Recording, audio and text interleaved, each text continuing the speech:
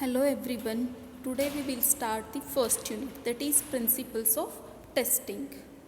Before this we will revise what are the points we have covered in the previous class. In the previous class we have covered definition of testing, error, bug, defect and the differences in between error, bug, defect and the failure.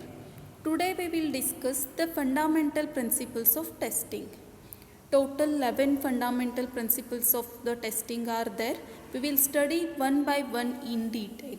The first fundamental principle is the goal of testing is to find defects before customers find them out. For this we are taking the example, that is the incomplete car.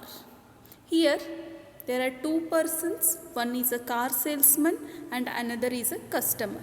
The car salesman tells the customer, the car is complete, you just need to paint it. What is the meaning of this?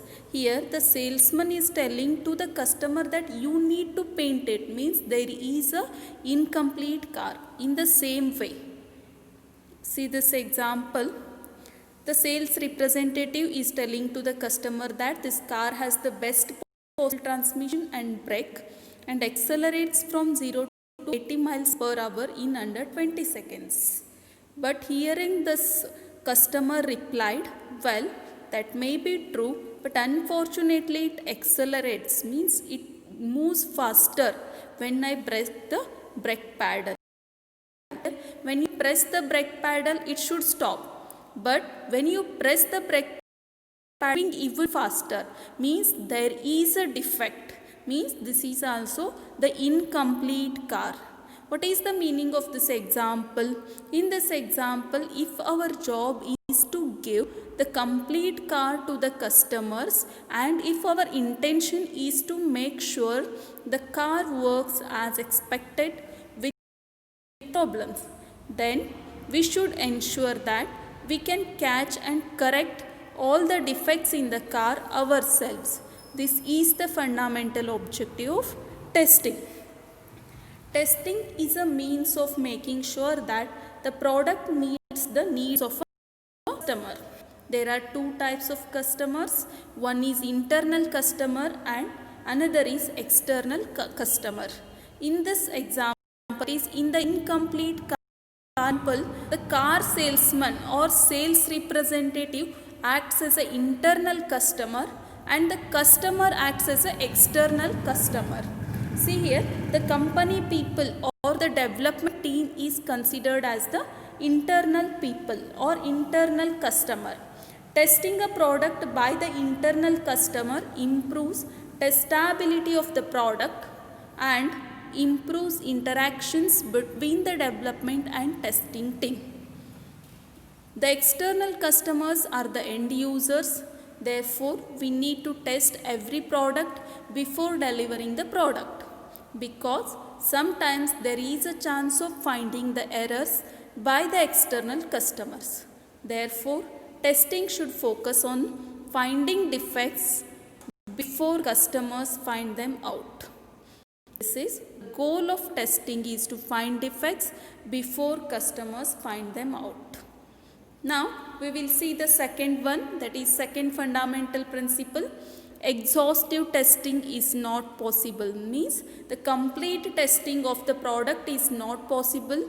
Program testing can only show the presence of defects, never their absence. Meaning, program testing means when you put a program, it will show you only errors in the program, that is the presence of errors in the program. It will never show the absence of the errors. In the same way, program testing can only show the presence of defects, never their absence, and complete testing of the product is not possible. They have taken one example, that is Dijkstra's doctrine.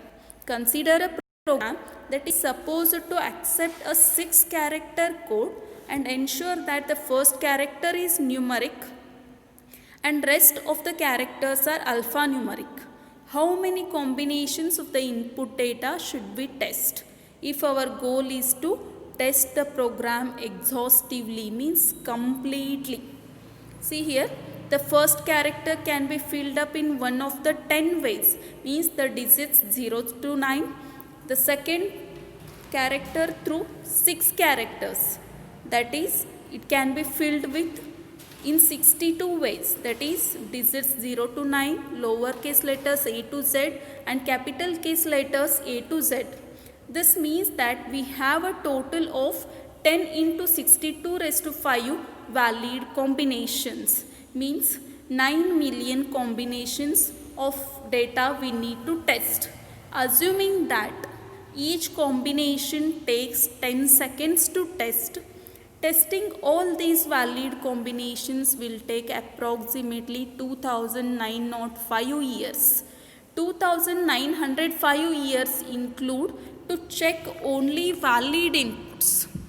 To check invalid data by assuming there are 10 punctuation characters, it requires a total of 44,176 years to test all valid and invalid combinations of input data. Therefore, exhaustive testing is not possible in real life, means complete testing of the product is not possible in real life. Testing can only prove the presence of defects, never their absence. This is the Dijkstra's doctrine. Now we will see the third fundamental principle of testing. Third fundamental principle is testing applies all through the software life cycle. What are the phases of software life cycle? There are 4 phases of a software life cycle: requirement phase, design phase, coding phase, testing phase. These are the 4 phases of software life cycle. In the requirement phase, we are collecting the requirements to develop a software from the customers. In the design phase, we are designing the product based on the requirements. Here in the design phase, we are designing the product. Next is coding phase or implementation phase. Here we are going to do the programming of the product, that is we are coding the product. After the product is ready, it is ready to test, means testing phase. In the testing phase, we are finding out the defects in a program. Here a test in time means how defects from one phase to another phase is seeping, that is how defects from early phases add to the cost. An essential condition is that every phase of software development, that is requirement phase, design phase, coding phase and testing phase, should catch and correct defects at that phase only, without letting the defects seep to the next stage or phase.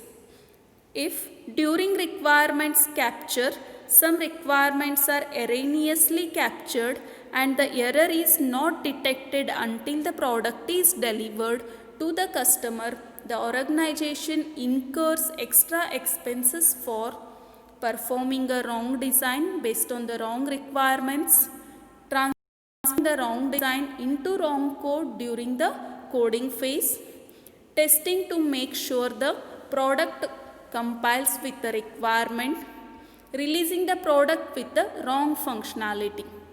When this erroneous product reaches to the customer after the testing phase, that result in the loss of productivity or business. This in turn would reflect as a loss of goodwill to the software product or organization. Therefore, we need to test all the phases of the software life cycle, that is testing up all through the software life cycle. Now we will see the fourth principle, that is understand the reason behind the test. For this they have taken the example of the cat and the Santa. See here, the Santa means Rushi. The Santa sat for the meditation. Meditation means dhyana.